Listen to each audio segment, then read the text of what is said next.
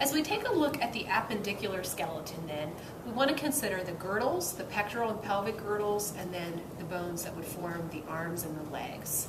So if we start up with the pectoral girdle, there are two main bones that would form that, the scapula, and I have a larger, more life-size model here. And this particular one, if we consider the position, you can see that it's just a larger version of the right scapula. And you can see the spine of the scapula, and you can actually reach back and feel that on your own shoulder or maybe on someone else's shoulder. The spine of the scapula is what sometimes sticks out the most. It's very flattened. It was actually used as a shovel in primitive times, and so you can kind of imagine if you put a handle on that and make a nice little scoop. The scapula articulates with the clavicle, the collarbone, and the collarbone is actually one of the most frequently broken bones.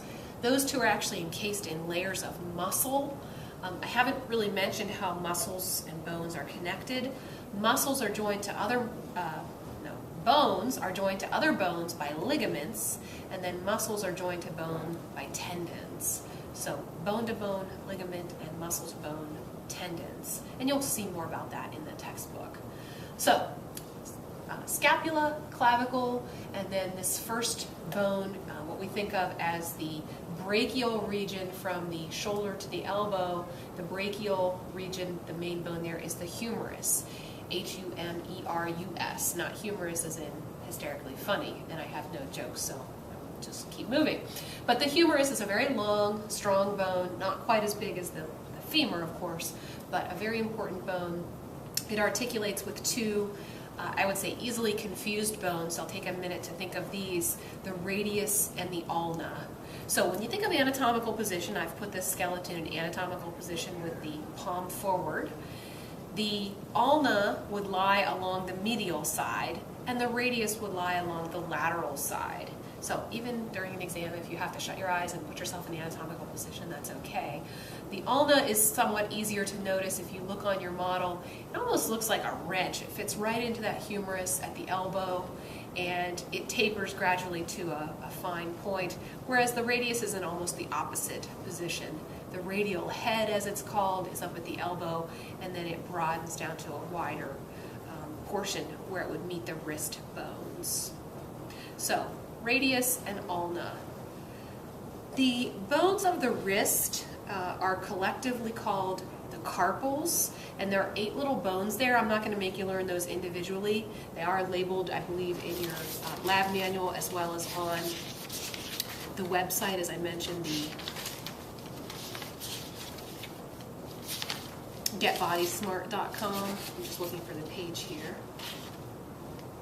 Actually, they talk about it, but they don't have an image. They just say the carpals collectively, which are the wrist bones, C-A-R-P-A-L-S, the metacarpals, which are the 5 bones that would span the palm and the thumb, and then there are 14 phalanges, and the phalanges are the tiny bones that help to form the digits, and they form actually both the hands and the toes, or the fingers and the toes.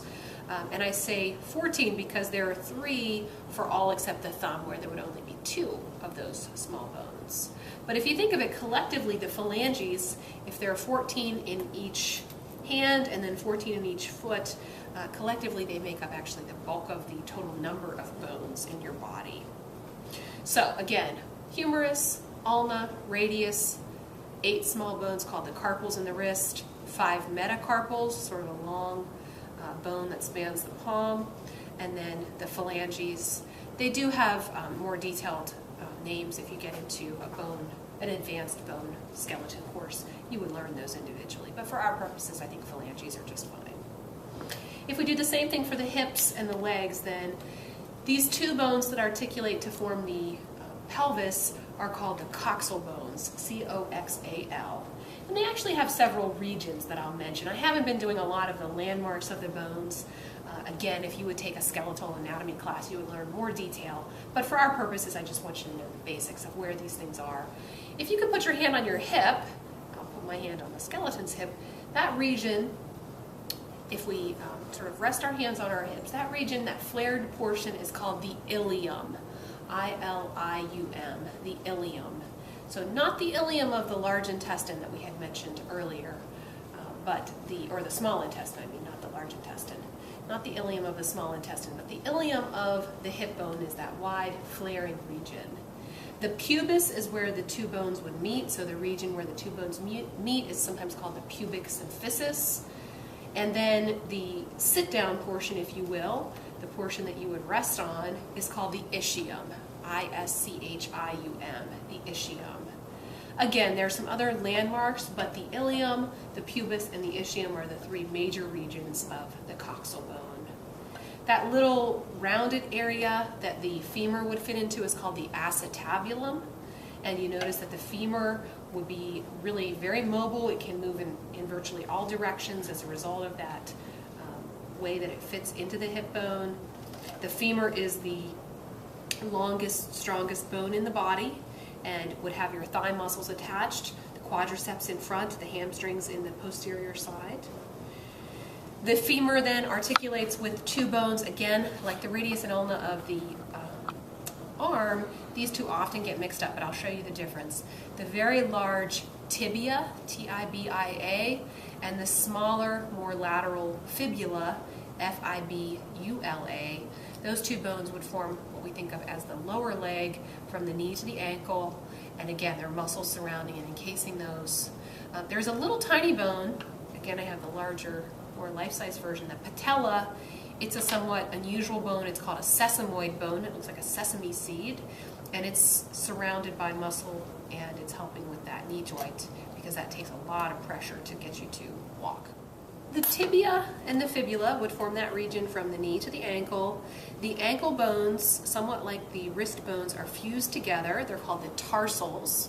There were 8 fused wrist bones. The carpals, there are 7 fused ankle bones called the tarsals.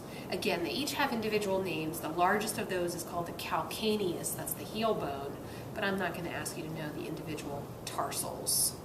So 7 tarsals. You have 5 metatarsals, which would span the foot, and like the bones that would span the palm, those are sort of long, thin bones. And then again, 14 phalanges, which would be each of the toes, except for the big toe, which only has 2 instead of 3 units. So the tarsals, the ankle bones, the metatarsals that span the foot, and then the individual phalanges. So those are the bones that I'd like you to be familiar with. You can practice online, and there are a lot of labeling exercises out there. Feel free to just look up your own that you prefer.